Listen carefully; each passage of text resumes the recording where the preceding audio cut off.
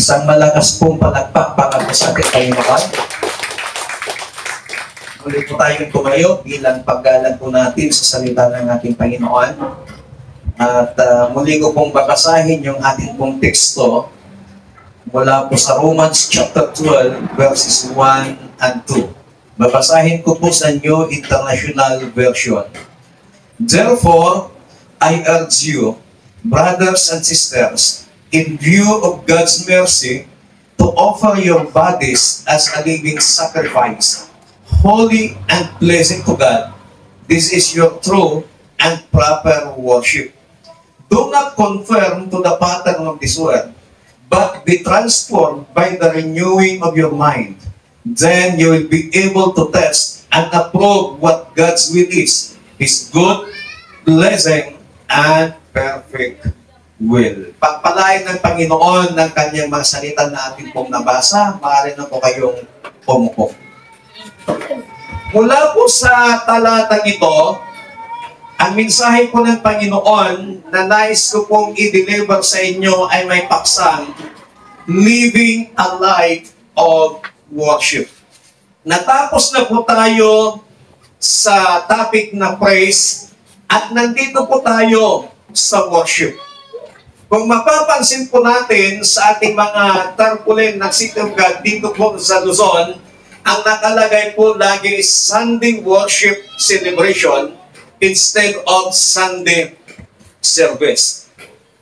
Meron kasing tinatawag na daily worship at meron ding tinatawag na Sunday worship celebration. There are two kinds of worship. Yung una, ito yung tinatawag na personal worship at tinatawag na corporate worship. Kaya itong atin pong ginagawa every Sunday na nagkakatipon-tipon ang mga mananampalataya mula sa isang lugar, yan po ay tinatawag na corporate worship. Yung pagsasama-sama natin na sumamba sa atin pong Panginoon. Kaya sa hapon pong ito ay atin pong tatalakayin both personal and corporate worship. But ang tanong, why Sunday worship celebration? Bakit hindi Sunday service? May pagkakaiba po. Pag sinabi nating Sunday service, ibig sabihin parang Sunday ka lang naglilingkod. Pero pag sinabing Sunday worship celebration, yung nagkakaroon ng selebrasyon sa pagsamba sa ating Panginoon. Kaya dapat tuwing Sunday na nagkakatipon-tipon ang mga anak ng Diyos, laging masaya kapag sumasamba sa Panginoon. Amen. Amen. Hindi dapat malungkot kapag nagkakatipon-tipon na tayo po ay sumasamba sa Panginoon. Kaya nga, Sunday worship celebration. Nakakita na ba kayo ng celebration na malungkot? Sa mga birthday celebration, ang sasaya, kahit anong celebration yan, napakasaya. Kaya mas lalo sana na masaya tayo kapag Sunday worship celebration kasi ang ating sineselebrate, ang ating itinataas, walang iba kundi ang Diyos na makapangyarihan sa lahat. Palakpakan natin ang Panginoon. We are going to study about worship. Everyone was made to worship. Ikaw at ako ay nilikha ng Panginoon na sumamba sa Kanya. What is worship? Worship is the deep, intimate adoration of God that includes celebration and declaration. Ang pagsamba sa Panginoon ay yung may malalim kang pakikipag-ugnayan sa Kanya na may kasamang pagdiriwang at pagdeklara ng kabutihan at katapatan ng Panginoon. Worship is an opportunity for man to invite God's power and presence to move among those worshiping Him. Ang pagsamba sa Panginoon ay hindi lamang pag-awit ng mga malumanay na awit, kundi ang pagsamba natin sa Panginoon ito yung oportunidad na kung saan ay maaari mong imbitahan ang kapangyarihan, ang presensya ng Panginoon na kumilos sa buhay mo habang ikaw ay sumasamba sa Kanya. Iba po yung praise at iba din po yung worship. Yung worship, ito yung pagpasok natin sa Holy of Holies. Ito yung tinatawag na pag-aalay natin ng ating buhay sa Panginoon. Kaya sa pagpapatuloy po nito ay patuloy nating mauunawaan kung ano nga ba talaga ang ibig sabihin ng worship. At kapag naunawaan po natin ito, hindi lamang pala every Sunday na kailangan mag-worship ako. Hindi lamang pala every Sunday na mayroong praise and worship ang pagsamba ko sa Panginoon. But in every day in our lives, we can or you can worship God. May apat na katangian patungkol po sa buhay ng pagsamba. Kaya sa isang mananampalataya, dapat worship is a lifestyle. Sigaw nga natin, worship is a lifestyle. Worship is a lifestyle. Dapat ang pag-worship natin sa Panginoon, lifestyle na natin yan. Na kahit anong mangyari man sa buhay po natin, walang makakahadlang. Kahit sino mang Punsyo Pilato ang hahadlang sa iyo, hindi kanya mapipigilan na sumamba sa Panginoon. Kasi lifestyle mo yan. Dahil may malalim kang pakikipag-ugnayan sa Panginoon. Iniimbita mo yung presensya ng Panginoon, yung kapangyarihan niya na kumilos sa buhay mo. Kaya kahit sino pang Punsyo Pilato, hindi kanya mahahadlangan na sumamba sa Panginoon. Number 1, characteristic. Worship reminds us of our need for God. Ang pagsamba sa Panginoon, pinapaalalahanan niya tayo na kailangan natin ang Diyos. Sinong hindi niya kailangan ng Panginoon? Kung kailangan mo ang Panginoon, then worship God. Simple lang yan. Kung hindi mo kailangan ng Diyos, then you don't worship Him. Pero dahil sumasamba ka sa Panginoon, pinapalalahanan ka niya na kailangan natin ang Panginoon. Sa verse 1a, ang sabi po dito, therefore, I urge you, brothers and sisters, in view of God's mercy. So kung titingnan po natin dito, yung sinasabi ni kapatid na Pablo, it is personal. Na sinasabi ni kapatid na Pablo na lumapit tayo sa Diyos at makinig tayo sa Kanya. Na yung paglapit natin sa Panginoon, it begins with the mercy of God. Dahil kung hindi mo naranasan yung habag ng Panginoon, hindi mo masasamba ang Diyos. Yung ating inawit kanina, kung mayroon man tayong 1,000 buhay, ibibigay niya ang lahat. Ang buhay nga natin, umaabot na lamang ng 70, 80, 90, bihira na lang nakakaabot ng 100. Yun pa kayang 1,000 buhay. Kaya, habang tayo po ay nabubuhay, sambahin natin ang Panginoon. May dalawang katotohanan na pinapakita ni kapatid na Pablo mula sa talatang ating binasa. Number 1, there was a point in our life that we came to the realization that we need God's mercy. At yung realization na yan, yun yung nagdadala sa atin sa Panginoon. May mga pagkakataon sa buhay po natin na nare-realize natin na kailangan mo pala ang Panginoon. At dahil doon, yun yung nagdadala sa iyo para lumapit sa Panginoon. Ang taong may kailangan, lumalapit po yan. Yung taong may kailangan sa iyo, lumalapit po yan.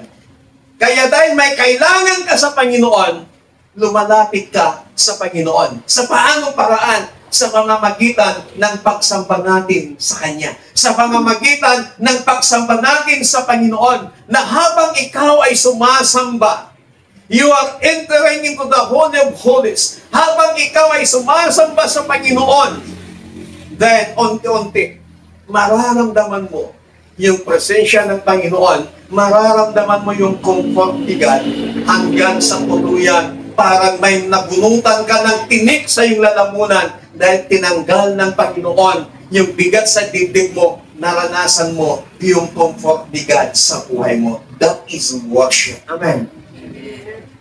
Pangalawa na pinapakita dito ni kapatid na Pablo na katotohanan, we still need God's mercy.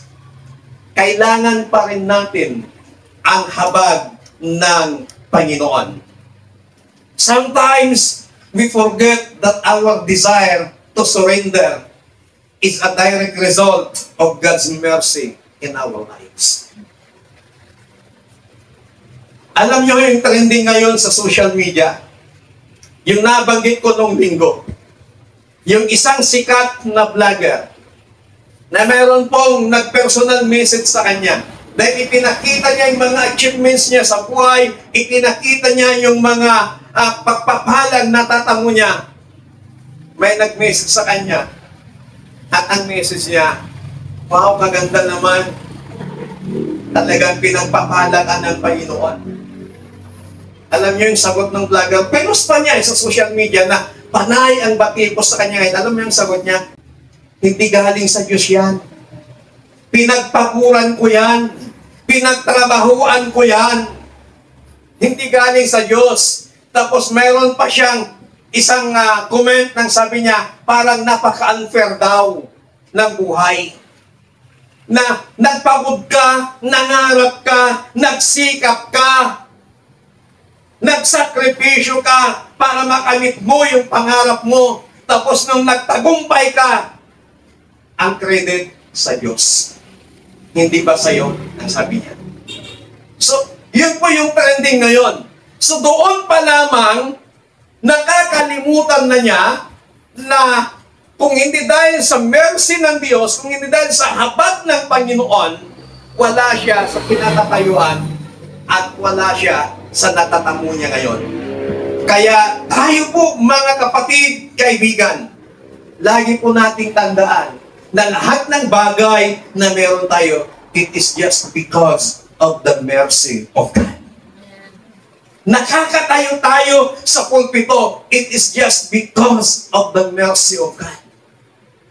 Walang sinumang karapat-dapat sa harapan ng Panginoon. Pero bakit tayo ay nakakatayo, nakakapangaral ng salita ng Panginoon, nakakapagbahagi ng katotohanan patungkol sa salita ng Panginoon? It is just because of the mercy of God.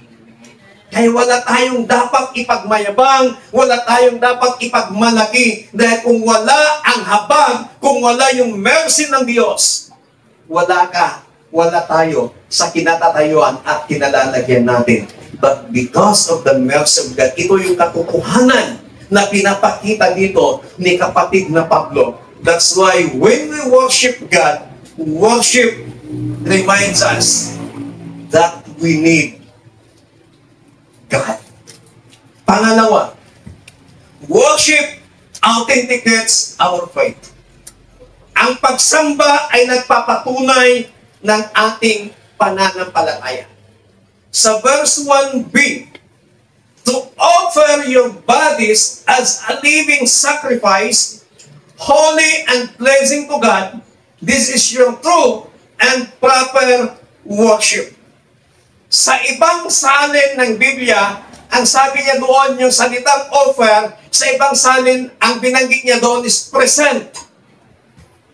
Ilatag o iharap mo. Pero sa ibang salin ay offer, ialay mo ang iyong buhay na katawan bilang isang buhay na handog at hain sa Panginoon. Ito yung tunay nating pagsamba sa Kanya. Dito po, habang tayo po ay sumasamba, ipinapakita at pinapatunayan ito na mayroon tayong pananampalataya sa Panginoon. Tayo po ay naniniwalang may buhay na Diyos. Tayo po ay naniniwala na yung Diyos na nagmahal sa atin, yung Diyos na lumikha sa atin, siya din yung Diyos na namatay para sa ating mga kasalanan, at siya rin yung Diyos na muling nabuhay. Kaya habang ikaw ay sumasamba, ito po ay pinapatunayan niya ang iyong pinaniniwalaan sa Panginoon. Kaya kung wala kang pananampalataya sa Panginoon, napakahirap pong sumamba sa Panginoon. Kasi ang sinasamba mo, Diyos na makapangyarihan sa lahat. Sa Biblia po, may 3 buhay na pag-aalay na nabanggit sa Biblia. Unang-una in the book of Genesis chapter 22, yung buhay po ni Isaac. Pangalawa, yung buhay po ni Jesus Christ. Pangatlo, yung mga mananampalataya na nag-alay ng kanilang buhay sa Panginoon. Kaya bilang isang mananampalataya, we must offer our body as a living sacrifice. Anong ibig sabihin yan? Ang ibig sabihin ng pag-aalay ng sarili, pag-aalay ng buhay sa Panginoon ay upang ilagay natin ang ating sarili sa malapit na pakikipag-ugnayan sa Panginoon at gawin natin ang ating sarili na laging available pagdating sa paggamit ng Panginoon sa atin. Amen. Amen. Kung ang Diyos ang gagamit sa iyo, wala kang dapat na irason sa Kanya. Ang sasabihin mo, yes Lord, I am here, I'm willing. Gamitin mo ako ayon sa iyong kalooban. Palakpakan natin ang Panginoon. Number 3, katangian ng worship. Worship confront our desire to conform. Ang pagsamba ay ang pag-aangat na sumunod sa kalooban ng Panginoon. Sa Romans chapter 12, sa atin pong teksto, sa verse 2a, ang sabi doon, do not conform to the pattern of this world. Sa Tagalog, huwag kayong umayon sa takbo ng mundong ito. Hindi niya sinabing, huwag kayong umayon sa mundong ito, but ang binanggit niya, huwag kayong umayon sa takbo ng mundong ito. Why? Because yung takbo ng mundong ating ginagalawan ay punong-puno ng kasamaan. This world the age is characterized by evil. Pasama na po ng pasama ang takbo ng mundo. Kaya ang sinasabi ni kapatid na Pablo sa kanyang mga salita na redeeming the time because the days are evil. Samantalahin natin ang bawat pagkakataon sapagkat pasama na ng pasama ang takbo ng mundong ito. This age seeks to conform us into its image. Na ang mundong ito, ang takbo ng mundong ito ay kung hindi ka aayon sa takbo ng mundong ito, ang sabi nila ay you are out of line. Tayo mga mananampalataya sa harapan ng Panginoon, dapat huwag tayong aayon sa takbo ng mundong ito. Kumbaga, sa alon ng ilog, huwag kang sasama sa agos, kundi kukontrahin mo yung agos ng tubig. Ibig sabihin, kahit wala ka ng mayaya, kahit wala ka ng makasama, as long as na tumatayo ka sa katotohanan, tumatayo ka sa salita ng Panginoon na hindi ka umaayon sa takbo ng mundong ito, kapatid, hindi ka pababayaan ng Panginoon. Ang mundong ito, pasama na ng pasama. Kaya huwag tayong umayon sa takbo ng mundong ito. It seeks to passion or make us fit our dreams and desire into its ideas, its values, its methods for success. Ang mundong ito ay napakarami pong mga formula na binibigay niya sa alin ng takbo ng mundong ito. But lagi po nating tandaan, as a believer, and bilang isang may buhay na palasamba sa Panginoon, kinakailangan tayo po ay manindigan kung ano ang sinasabi ng salita po ng ating Panginoon. We represent a different age. The kingdom age where God reigns as a king. Meron tayong nire-represent na kaharian na panahon. Ito yung panahon ng kaharian ng Panginoon na kung saan ang Diyos ang naghahari. We have our own words and our own language. Huwag kang sumabay sa pattern ng mundong ito kung ano yung lingwahe at ang mga salita nila. Meron tayong sariling pangungusap, meron tayong sariling salita bilang nasa kingdom citizen ng ating pong Panginoon. Amen. Amen. Palakpakan natin ang Panginoon. Ito na yung panahon na ang mga mananampalataya sa Panginoon ay lumabas at maging ilaw ng sanlibutan at maging asin ng sanlibutan sa loob ng tahanan, sa loob ng trabaho, at maging sa komunidad. Kailangan makita nila na ikaw at ako ay kakaiba. Ikaw at ako bilang anak ng Panginoon ay may Diyos na naghahari sa buhay mo. Amen. Amen. Kung titingnan po natin, lagi po tayong inaatake. But it's biblical. No, ato tipungan na gimangga, barbang sa akin na kanayon. Hayaan po natin, hayaan po ninyo na sila ang may stress, huwag kayong magpa-stress sa kanila. Amen? Amen. Hayaan ninyo na yung nakikita nilang ginagawa natin na pagpupuri, pagsamba sa Panginoon, nai-stress sila, hindi sila natatalanta sila. Hayaan po natin sila. Basta ang gawin po natin, patuloy na sumamba, patuloy na magpuri sa ating Panginoon. Hayaan po natin kung anong sinasabi nila, as long as na hindi foul yung mga sinasabi nila. Hayaan po natin. Maalala niyo yung binanggit ko nung nakaraan yung salita ng Panginoon. Binalak nila ng masama, naguluhin yung mga Israelita, pero anong ginawa ni Jehoshaphat at kasamang mga Israelita, sila po'y nagpuri sa Panginoon. At habang sila'y nagpupuri sa Panginoon, yung mga nagbabalak ng masasama, naguluhin sila, sila mismo nagkakagulo. It's biblical. Hayaan po natin. Magpapuli lang tayo, magpuri at sumamba sa Panginoon. Then, we see the result kung anong gagawin ng Panginoon. Amen? Palakpakan natin ang Panginoon. Pang-apat at ang panghuli. Worship transform our view of reality. Ang pagsamba sa Panginoon ay binabago niya yung ating pananaw sa katotohanan. Sa verse 2b, but be transformed by the renewing of your mind. Then you will be able to test and approve what God's will is, His good, pleasing, and perfect will. Conforming is a choice. Kung gusto mong mabago ang buhay mo, choice mo yan. It's your choice. Sabihin mo nga sa katabi mo, it's your choice. Mamili ka, kapatid. Nasa sayo yung pagpapasya.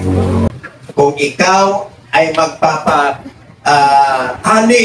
sa takbo ng mundong ito, o kung ikaw ay magpapatali sa paglilingkod o sa kapangyarihan ng ating pong Panginoon.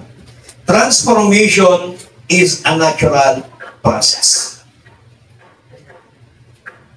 Yung pagbabago, hindi naman kaagad-agad yan.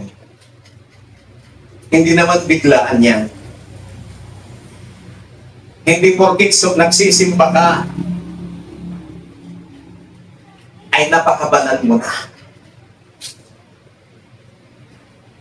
Unti-unti kang binabago ng Panginoon. Nasa process yan. Although na masakit, yung proseso masakit. Maalala niyo ba doon sa subject natin sa science?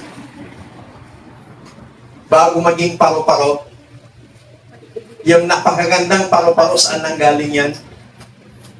Galing sa uod. Unti-unting nagbabago yung uod hanggang sa naging paro-paro. Napakasakit po yung proseso. Pero kung hahayaan natin na ang Panginoon, ipapadaan niya tayo sa natural process, kapatid, wala kang pagsisisihan. Pagpapalain ka ng Panginoon. But ang tanong, paano tayo mababago? By renewing of our mind. Yung ating isip dapat maging laman ng mind of Christ. Paano nababago ang ating isip? Sa pamamagitan ng salita ng ating pong Panginoon. Kaya yung salita ng Panginoon na patuloy po natin napapakinggan, yung salita ng Panginoon na patuloy nating napag-aaralan, yan po ang magbabago sa buhay ng isang tao. Yan ang magbabago sa isip, sa puso ng isang tao. Kasi ang sinabi ng salita ng Panginoon in the book of Isaiah na hindi babalik sa Kanya ang Kanyang mga salita, na hindi naganap ang Kanyang nasa. At ang nasa ng Panginoon, ang bawat tao ay maliwanagan mula doon sa kadiliman. Ang nasa ng Panginoon, ng bawat tao ay makakilala ng katotohanan. Kaya ibinigay niya ang Kanyang mga salita. At kapag may nangaral ng salita ng Panginoon, hayaan mo lang kapatid, huwag kang magreklamo kung walang nagbabago sa mga taong tinuturuan mo, sa mga taong pinapangaralan mo ng salita ng Panginoon, kasi hindi ikaw yung magbabago. Ang magbabago sa buhay ng tao ay ang salita ng Panginoon. Amen. Huwag kang ma-stress kung sa tingin mo walang nagbabago sa pangangaral mo ng salita ng Panginoon. Hindi ikaw magbabago. Ang gawain mo lang is to proclaim the gospel of Christ. Ang magbabago niyan, ang kapangyarihan ng Panginoon. Ano kung sabi ni kapatid na Pablo, for I am not ashamed to preach the gospel, na ito yung kapangyarihan ng Diyos para magbago ng buhay ng isang tao. Kaya huwag tayong magpumilit, huwag mong ipilit na baguhin ng isang tao. Hayaan mo lang na yung salita ng Panginoon na kanyang napapakinggan ang siyang magbabago sa kanya. Worship by renewing our mind sa pamamagitan ng salita ng ating Panginoon. Tayo na po lahat ay tumayo. Itong buwan na ito, tatalakayin natin ang worship. Sa mga susunod na linggo, makikita po natin yung mas malalim pa patungkol sa worship. At mas lalo nating makukunawaan kung ano nga ba talaga ang worship. Nang worship pala ay hindi lamang pag-awit ng mga malumanay na awit. But as long as we worship to God, it reminds us of our need to God. We come to worship because we need God. And we don't care what the band sounds like. Na kahit ano pang klaseng tugtugan yan, ng banda, hindi man magkasundo-sundo ang mga buses at palawad at panaya, walang problema. Napunta ka dito para sa bayan ng Panginoon, hindi para sa magandang tinig, magandang tugtugan. Worship authenticates our faith. We come to worship because we believe. And because we believe, we're going to worship with all that's in us. We are the believers of God. We are the followers of God. Then, we worship God. Worship confronts our desire to conform. We come to worship because we didn't care what the world says. Wala kang pakialam kung anong sasabihin sa'yo ng mundo. Sabihin man nilang baliw ka kung ano-ano pa man. Wala kang pakialam. All you care, you need Jesus. And worship transforms our view of reality. We come to worship because we've seen the King and He is real and living. Yung pinupuri mo, yung sinasamba mo, buhay na buhay na buhay na Diyos. Hindi siya kakagising, kundi totoong may Diyos at buhay na buhay ang Panginoon. Muli nga nating awitin yung ginawin natin kanina sa worship. Hallelujah. Nagkatulad ng isang dagat sa pag-alon ng dagat, hindi tayo magsasabang sumamba sa Panginoon. Hallelujah. Oh, we glorify you. Oh, we praise you, Jesus.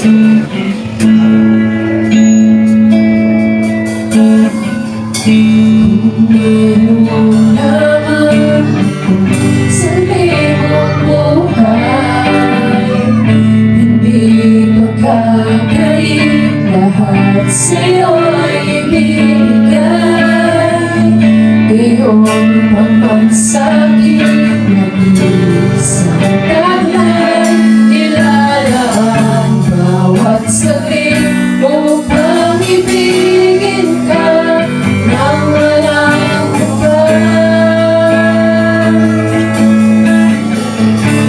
Kung mayroon lamang akong sanibong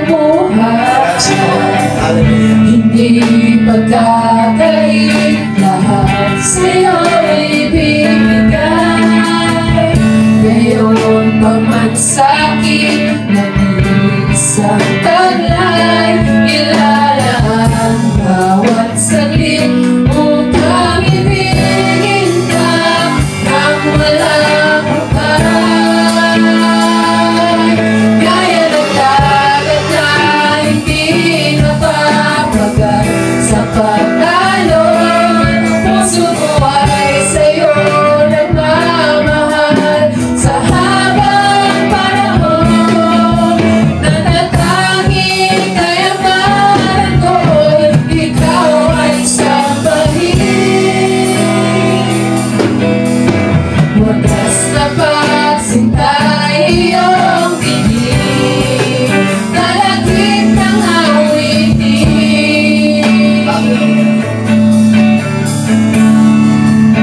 Kapatid, tayo ay napunta sa lugar na ito dahil kailangan natin ang Panginoon. Hayaan po natin na Espiritu ng Panginoon ay patuloy na kumilos sa ating mga puso. Gaya ng desire ng Panginoon, we are meant to worship Him. We are meant to worship. Nilikha tayo ng Panginoon para may sumamba sa Kanya. At hayaan po natin ng pagsamba sa Panginoon ay maging lifestyle na po natin mula sa murasero. That is the desire of God. Hallelujah. Dakilang Diyos, sa hapon pong ito, maraming salamat sa inyong masalita na amin pong napakinggan. Make us a true worshiper in your sight. Gawin mo kami mga tunay na palasamba sa inyong Panginoon. Holy Spirit, help us to offer our bodies as a living sacrifice to God. Ang patuloy kang kumilos sa aming mabuhay. Hayaan mo, Panginoon, ng iyong mga salita namin napapakinggan ang siyang magbago sa aming kaisipan, magbago sa aming mga puso, at magbago sa takbo at direksyon ng aming mabuhay. Maraming pong salamat Sa inyo po na hindi pinagkakatiwalang lahat. Salamat po ng marami. Sa pangalan ng aming Panginoon Jesus, ang lahat ay magsabi na Amen. Hallelujah.